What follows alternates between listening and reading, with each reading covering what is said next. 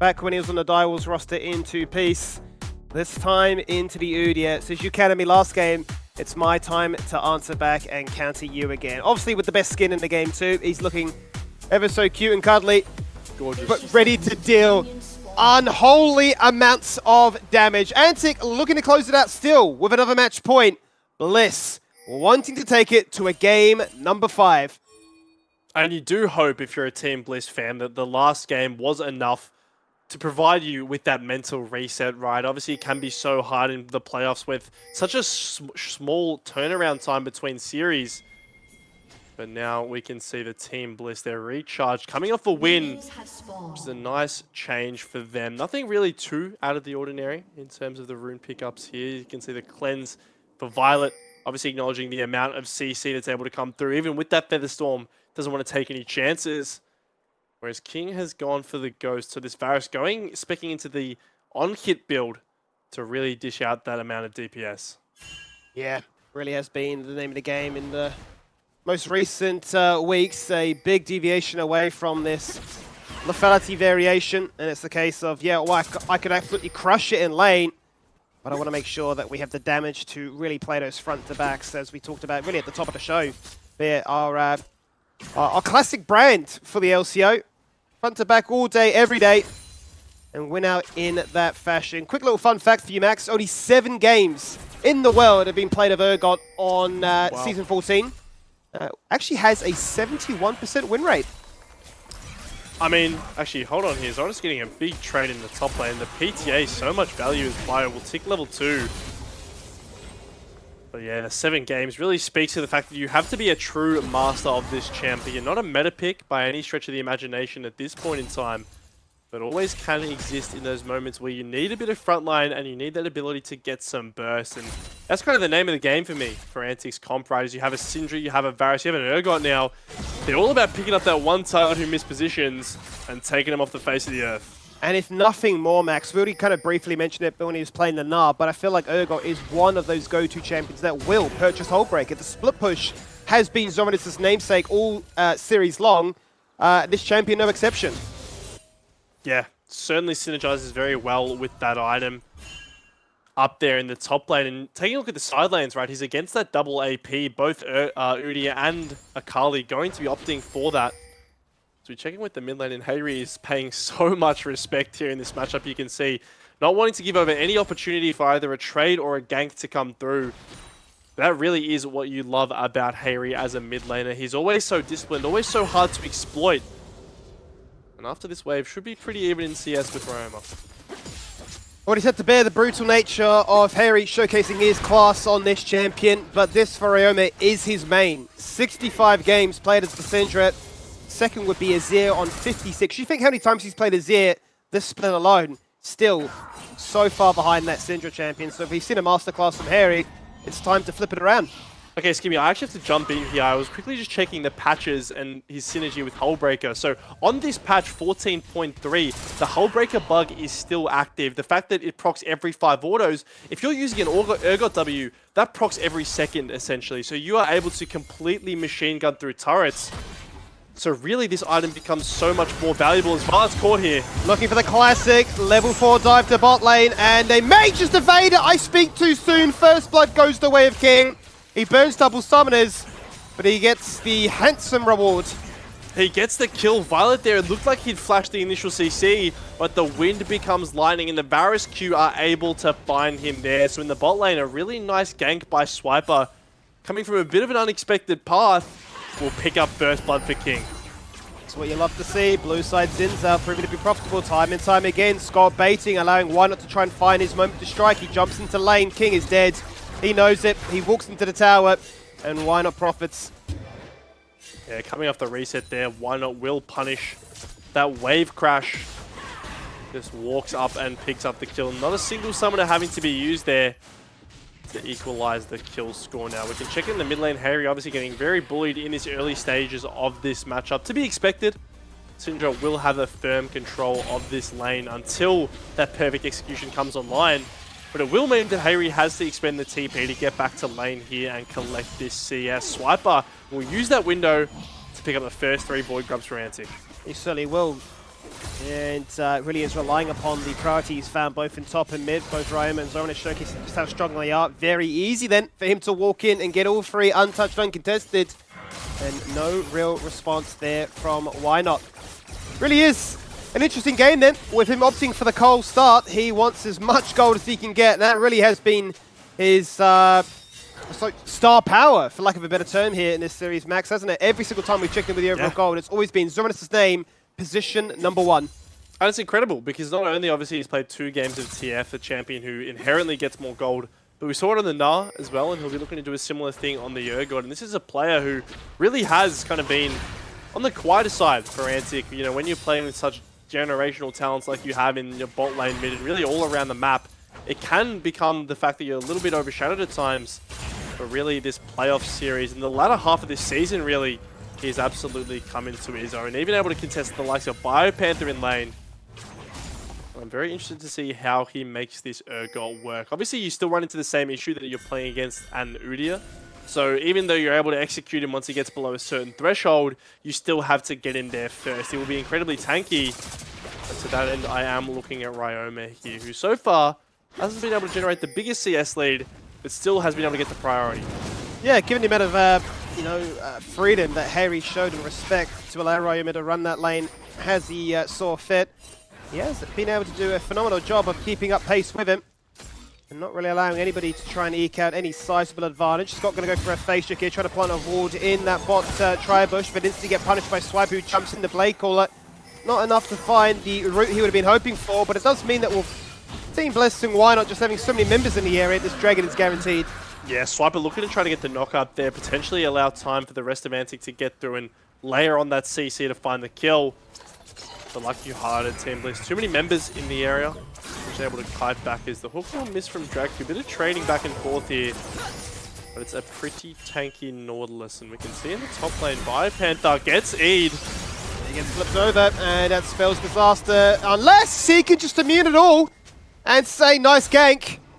But what if I just have my own little ability to dodge all of that? Not often you get to see Ryoma really rotate like that, but into the matchup with the Akali, found a chance and nearly got away with it. Yeah, also the Fear Beyond Death scoring a goal there means that there will be no chase to come through. And now Zoranus in a pretty bad spot actually towards the top lane. Without much mana, he will be forced to take a reset as we see the bot lane is really where the action has returned to. The wave needing to be shoved in by Antic. For the time being, they're not able to find anything significant. While it's just hovering in the area, perhaps as a bit of a counterplay, but also in case Antic can get aggressive, they hook in Dracu. We know he will always take any opportunity, but for the time being, will show some restraint here. Certainly will show a lot of restraint, as you say. There's 8.5 minutes into this one. Nothing really separating these two teams. Those Void Grubs are about to spawn in just under a minute now, so you'd imagine that these waves would be set up in a position that would allow Swiper to try and play for all 6. And as I say that, Blade Caller comes out, King doesn't get rooted. Fantastic flash to deny that grand entrance, but Why Not's all in on the kill, and they will be so successful in fighting it. Not enough to settle for one. They'll hunt for a second, and they'll be rewarded beautifully. Beautiful execution, especially from Why Not there. The Flash W is going to find its target, and then that allows Scott to hit 6. The Charm comes through to pick up Dracu on the back end. And just like Game 3, it's this bot lane skirmishing that's going in the favor of Team Bliss that's keeping them in this series. And it certainly is. It's really starting to ramp up here. And you're just wondering, why did it take so long? Why did we have to wait 5 games of defeat for him to finally find the pieces of the puzzle that would link them together so nicely? Either way, though, it's a great start for them to try and accrue a gold lead of their own and begin yet another snowball effect. Yeah, Snowball not going to be as fast in terms of the Dragon stacking this game, but still looking to work their way towards that soul condition as the hook's onto mid lane. Certainly is onto mid lane, but Harry can easily jump into the Shroud, and Scott showing says that this fight never really will amount for much more than just a single dredge line going on through, but it's all that control around mid, especially with Why Not panning towards top side too. They know that those Void Grubs, it would be a dicey game to allow him to get all 6. Oh, look at Zoranus, instantly flashes onto Why Not's head, flips him over, and says, we're just trying to get you low enough to get that execute! And he gets their fear onto Bio right after. They're not going to be done for one.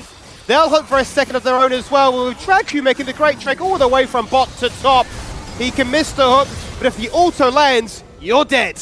And there's the Urgot value. The flash flip, incredibly decisive from Zoranis to take out Why Not before the fight even starts. Swiper able to follow, get him below the execute threshold, and take him down. And like you said, Dragku is there on the back end of the play. He's been up here the whole time, and that will equalize the kill score. The Grubs as well falling in favor of Antic. But Why Not's here? Sundered Sky completed. He doesn't want to give over that 5th and 6th Void Grub. Yeah, certainly with the item advantage, they'll have to be content with just finding all 4. You fought for a second there. Maybe Antic could have done enough to get all 6, but with the respawn still being ever so quick, it's not going to be enough in the end. So Bliss will be able to salvage a couple in the end. But let's run it back again, because I just love the confidence from Zoranis to see the gank and to say, yeah, we'll flash that. Well, that's the thing. I think once he sees Why Not here, he knows he has to go for something. He knows that he'll just get slow chased otherwise. So he's incredibly decisive here, buys enough space for Swiper to get through. The slow is really potent from that Fear Beyond Death, and also lands that Fear onto Bio Panther. Means that Dragku coming up, like you mentioned, it's a dodge. It's a nice dodge, but it's back away from his turret, right? Not the right direction. Means that auto is able to come through and pick up the kill there. So a much needed trade from Antic going on the top side of the map here. And we're really seeing what this Urgot pick is all about. Yeah, we were just mentioning before, right, how Team Bliss were going to try and accrue a bit of a gold lead of their own. They're about up by 800. But as a result of that one, that's all got away. And the Urgot is well and truly here to play. Now, there is that hole breaker we talked about. And with the Cole nearly cashed in as well, this champion's going to be a bit of a menace. I just love to see him hit a turret now, especially with the 4 Void Grubs. Hold on. Depth charge, cancelled by the ultimate. Out of that one, he gets then hit by the hook, but the charm goes out. Dragku in trouble. Dragku simply going to fall on down. The Crescent Guard not enough to offer any kind of protection, as one of them becomes the Nautilus and barely misses the hook onto Swiper there. But really is a difference of attraction with Why Not playing towards the spot lane, saying we'll stack the dragons, and Antic playing towards top. And shout out Scott there for blocking the chains of corruption out of that Featherstorm. Violet really could have been taking some serious damage off the back end. But the nice response means that Dragku has to commit really far into the play. He goes down, and because he gives that corpse over to Why Not, it also forces the flash out from Swiper. So like you highlighted, it really has been this bot lane priority, these bot lane skirmishes that have been falling in favor of Team Bliss.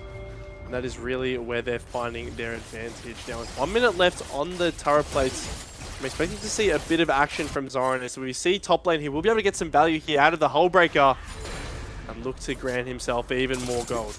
Yeah, well, no doubt once we get to see him get one of those turrets, see just how much gold he has. Let's run it back on this clip initially, because out of the shadows, he hops in with the Hex Flash.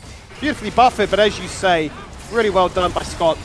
I mean, there is a cleanse to come through even if that does hit, but I think it's more so the fact that he's jumping in front of all the damage as the threat comes out. And Dragku then has just committed everything. He has nothing left in his arsenal, which means he will just fall down as a result. And this is the power of Osiris. Hold on, we're seeing the power of Akali right now. Yeah, Roma, fantastic scatter of the week, but he can't dodge out all that burst! The ultimate onto Why Not, but the aggro of the tower onto Hayri. And this Viego is packing a punch. It's beautiful from Why Not. He's so aggressive with his flashes there, even though, like you said, gets interrupted somewhat by the scatter of the week. The Spectral Maw still lands, and that's the important part. Hayri as well, being able to pick up the kill is huge here. This Akali was stuck in lane phase, pulling down to Syndra early, is now 20 CS and a kill up. So whilst Antic will get towards this Herald, things are going and falling in the flavor of Bliss. Certainly are, and whilst Roma's stats could suggest that he's been an absolute DPS titan, which he has, to sustain a 1000 DPM average across all the games played, both regular and playoffs, is simply phenomenal.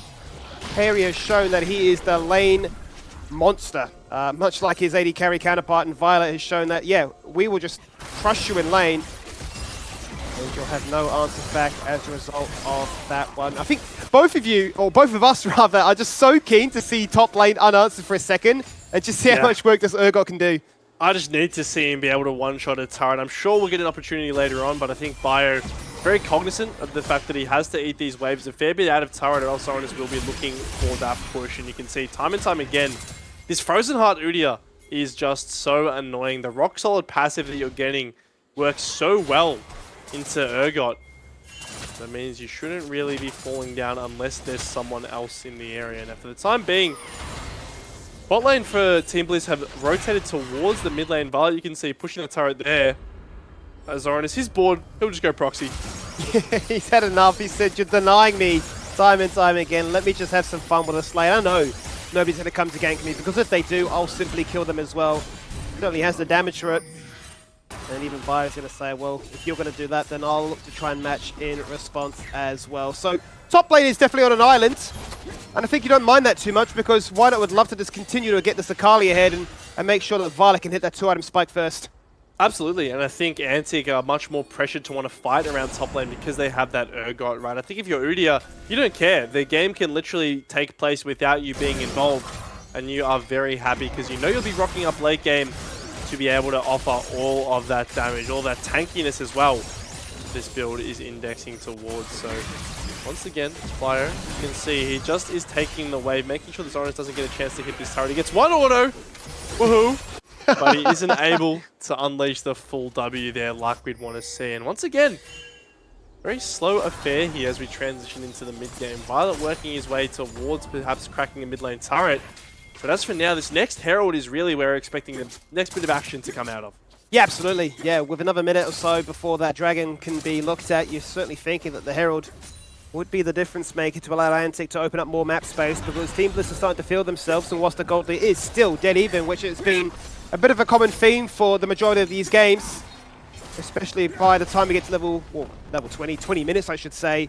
That's when Daylight seems to become a bit of a difference, but we'd love the Herald to go the way of Antic to really showcase what this Urgot can do, especially with the Hull Breaker. But for Team Bliss, it almost feels comical that we've had so many of these Chemtech souls, because the extra plants from that sustain, the increased range of these blast cones, even the vision gained has been phenomenal. It's really transformative as well, and I think that it can be especially good for the flankers in this game. I think that Harry is in particular going to benefit from that, right? Being able to find all these unique angles that he wouldn't have been able to access before, and that can really help him bridge the gap onto the backlines. If he gets onto them now with a needlessly large rod and proto belt in his inventory, he certainly will be blowing them up. It will be the Herald summoned in this mid lane. More of a distraction than anything as the rest of Antic head towards this Dragon. But there's all 10 players in towards this Dragon. They certainly are all collapsing, but look at Harry. Fantastic flank. He hasn't used the TP. He's biding his time. Blast going into the back lane. One target in mind. Kill this Varus. But Urgot says no. He jumps in. That fear is spread around like lightning as he looks to basically take the entire world on his own. Harry in the backline gets locked down by Drag Q. King is rapid fire attacking from afar. The rain of arrows is not enough. He flashes out of that one and is out of range of this Urgot. So quick, so nimble as the Akali. Even in the shadows, he disengages the way to safety. There are the chem plants to give him the sustain, and the blast going to say goodbye.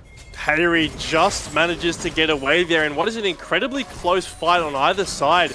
Antic with the initial pick from Zoranus flashes in, delivers the fear onto basically the entire enemy team. But it's a backline combo of Harry and Whiteout that are really able to put pressure onto the rest of Team Bliss. Hold on, Zoranus is dead. Yeah, he stuck around a little bit too long there to get that tower in the mid lane to find the first one of the game. But with TPs, respawns, and everybody collapsing, they said, look, you're not going to get away with that one. Back to Dragon we go. Back to Dragon, the third one it would be for Team Bliss here. You can see with this numbers advantage, they should just be able to pick this one up. Harry and Ryoma confined to the top lane now. No TP on either of those mid laners. So it will just be this Chemtech Dragon falling to the side of Team Bliss. And really was a scrappy occasion. We can take a look again at how it starts. Panther initially tanking up the chains of corruption and all of this damage from Antic. But it's an Udyr. He is very tanky. Scott goes in, gets literally one shot, and the fear beyond death delivery is huge here. 3 members all feared from that. You can see in the backline here, one able to find a fair bit of damage. I think the perfect execution second cast missed, which meant that Ryoma was able to live for a little bit longer than anticipated. Somehow, Harry actually able to make it out here alive, keeping that deathless status, at least for the time being. And with no, I guess, huge advantage in terms of kills going either way, the Dragon really is the deciding factor in the favor of Bliss. Oh, what a surprise. No chance we would see Zoranus anywhere else but at the top of the table yet again. Up by 700 gold into Violet. And everybody else down at least 1,000 behind that too. And I mean, what do you think of this new Hullbreaker? It seems ever so strong, and I mean, once upon a time you'd say never group up with the rest of your team, but it just feels like the champion offers so much. I think Urgot's in a really nice spot where he's able to do both, and I think that's what Zoranus benefits from as a player, right? Not only does he have the ability to be almost always required to have someone from the enemy team babysit him, because if he's left alone, he will actually be able to one-shot a turret, but also you saw there, he just synergizes so well with the rest of their comp, right? With all the CC and single target lockdown that they have, if they're able to find one isolated target, you just blow him up like in that previous fight, you get the fear beyond death, and then you really are going to have an easy run of things in the team fight. And for the time being, he's going to hit this turret and Skimmy. I think we might be able to see a Hullbreaker Urgot unleash on a turret. We don't want to see what Violet's doing right now. Yes, thank you so much, observers. Look at this turret fall on down. Just watch. It's a bit anticlimactic, I'm going to be honest. He still gets it nonetheless here, and Biopanther will kind of stare at him, take the wave. He's never really going to die here as Onus is so tanky. But the Biopanther is so tanky with the frozen hardened tabbies that he's picked up for himself. And items really all across the board now coming into that 2-item spike. Navori Quick Blades online for Violet, very fed on this Xayah. His counterpart as well in King with the Gwintu's Rage Blade means he'll actually be able to shred through even someone like Biopanther. And really, Baron's online. It's a threat at any time with the DPS of these teams. But you would anticipate that the Soul in 2 minutes and 30 seconds is really going to be what Team Bliss want to turn their attention towards. Yeah, once again, another great soul for them to pick up in a scrappy game like this, especially when members are going to be getting low, deny the one-shot that the Syndra will be hoping to find, deny the ramp-up reset that the Varus is hoping for, denied that one-shot that the Urgot needs to get the ball rolling. Definitely going to be very happy with that one. Swiper needs to pay a bit of attention to see that Team Bliss, as a 4-man, own this river, basically. They have no vision at all. They know little to nothing about this, and Team Bliss want to set up a bit of a trap. Yeah, they're going to look for it here. Draco does smell something in the area, and this ward will find a lot of value. Not any sweepers left until right now, where OneUp's going to be able to use his. And they're continuing to bait. You can see every single member around really wanting to unlock Hayri to get this top lane turret, at least to push onto it. For the time being, it will be Zoranus working in this bot lane. Hullbreaker in hand, not only, is the passive useful, but the fact that you're able to empower those minions makes it so much harder for Biopanther to actually respond. Yeah, absolutely, and I think that's a big part of it, right? Is the fact that as long as Bio's forced to respond and react to these waves, that's when Entity look the strongest. That's when Zoranus individually has excelled. And how many times have we seen throughout the series where Antic are forcing 4v5s because he's split pushing, and yet they're keeping it even? Yeah, I mean, that would absolutely be disastrous for the side of Team Bliss if a similar situation were to take place here. And once again, it's the wards that are catching Team Bliss off guard. Scott here on complete vision. Luckily, won't fall victim to a stray hook there, but they do need to be more careful with this sweeping. Time and time again, they've stepped onto a play that they think the enemy has no idea about. And it goes and it backfires on them now with 48 seconds on this Dragon. Do you look for a trade here? Do you look to threaten the Baron here if you're Antic? With the way they're deploying, I think they're opting into the 5v5. Seems to be the case. One more reset, one more chance to showcase what they can do. 30 seconds on that Soul. Baron obviously up and available. But all that vision will be replaced in just a second from top to bot to seek out those perfect flanking angles. It all started with Hayri really finding such a desirable outcome in that last fight around here. And can he mirror that impact again? As he'll be the one lagging behind. Both mid laners, in fact, will be the ones attending to that side wave first. There will be Ryomed to deploy first. As Hayri holds onto his TP for just a little bit longer, just waiting to see if the Syndra will step up. And we're revealed now that he's in the mid wave. Surely he groups up too, unless Antic can pull the trigger first. Well, he has a really nice TP ward. You can see there on the back of the Dragon Pit if he wants to use it and get behind the rest of Antic. He could look for that, as for the time being, he's going to be shoving the wave into the top lane turret. And you're absolutely right. When does he pull the trigger? It's going to be now. It is going to be now, right behind the back of that Baron, or rather that Dragon is what they're going to go for. Instantly in with a kill, but Zoranus doesn't burn the ultimate just yet, biding his time, waiting for the moment. We're going to see who we can find amongst it. Dragon has fallen down. The Soul was there, can why not claim it? He becomes the Nautilus, but can he get much more? Across the wall they go. Hayri, the focus, and Hayri is dead. Zoranus has got him. The Heartbreaker is there. Is it Heartbreak for the fight? It certainly is, because they get the ace to Team Bliss. It's reset city for Why Not. He'll take almost every corpse in that fight, and with it, they will absolutely clean house. Every member of Antic down. They don't care about the soul right now. They've got their eyes set on the Baron. Straight to Baron they go, fully untouched as Violet, full HP, 2 items of desire, burn the ultimate, but you don't touch my summoners. Yeah, so look at this fight again. You can see Antic feeling a little bit pressured from this TP flank, decides to go in. But look at Violet throughout this entire fight. Even though the engage isn't able to land from Scott, it's really this Xayah who is untouched, able to DPS so well, and that gets Why Not these resets. He's able to pick up the Nautilus. They take down Swiper while Harry is creating confusion in the backline. And look at that, Wind becomes Lightning Flash onto Zoranus, gets the first kill, creates space, and Violet, untouched, secures the ace. Beautifully done there. Fantastic link up between the Viego as well as the Xayah. As you say, really was the proving ground then for the resets to come on through, to cue up the music, and to start up the party. Up by 3,000 gold now is Team Bliss. They'll pick up the Baron with the free man. Imagine with the respawn ×2, they would have made sure the rest of the team would have gotten that buff online. But Antic will then deny them of that soul point and not allow them to run away with things. I think this is a bit of a smart choice here from Team Bliss. You can see the Featherstorm just going to come up now for Violet. So if they had opted into running into a straight 5v5, there's always a situation where Violet just gets one shot and suddenly all your Baron buffs are gone. So for the time being, they will opt into trading in the top lane here, pushing both mid and top simultaneously here.